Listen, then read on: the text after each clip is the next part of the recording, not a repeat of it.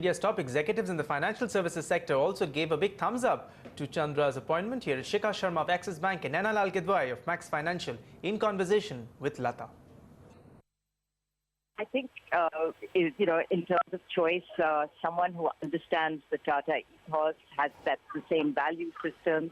I've seen how closely he is engaged in a lot of the CSR activities at TCS and indeed the group, things that he holds very close to his heart. And all of that, I think, really represents some of the value systems he will bring. I've also seen the way he has operated and worked in Davos as he took forward the TCS work.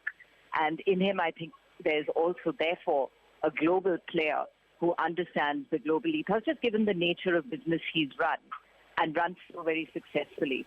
So I'm not just betting on him, I'm betting on him being absolutely the guy who can do what is required to be done in running a very complex group, a group that will need a lot of his attention and intellect and acumen.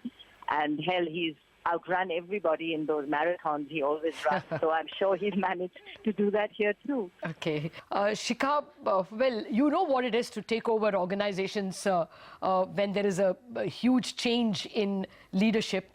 How would you, what would be your advice really to Chandra? As Naina was just saying, he understands the Tata ethos. But more than that, he knows all the senior leadership across the group, and he has earned respect in the group over the several years based on, how he's just grown up in TCS. Much before he was anointed, everybody thought Chandra was the guy.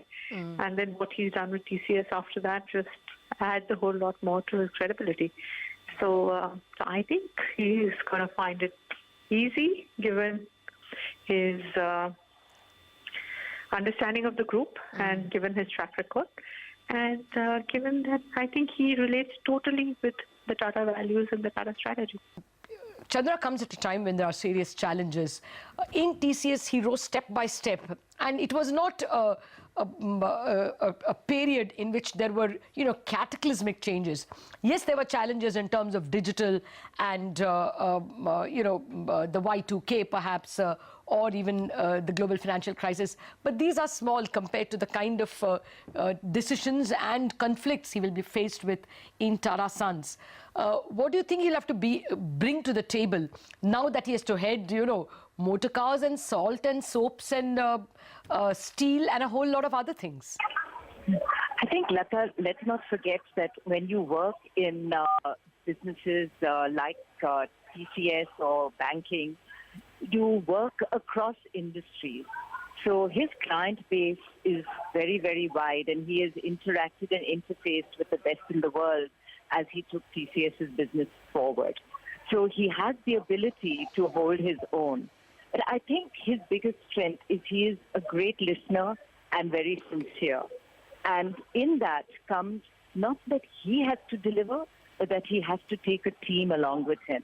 And exactly as Shikha said, his understanding of the leadership strengths within the group, I'm sure his management ability to take that leadership to its heights. Shikha, what would be his priorities, you think? I would think his first priority still is going to be to make sure that he gets alignment of all the key senior team in the Tata Group, and then jointly works with them in terms of thinking about how to take the Tata Group forward.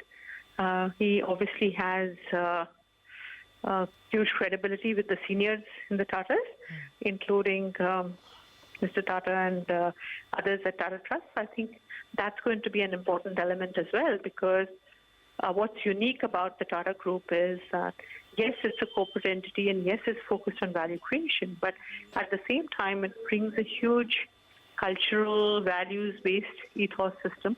And for the next chairman of Tata Sons, it's important that you marry both those elements in a very balanced way. Well, that was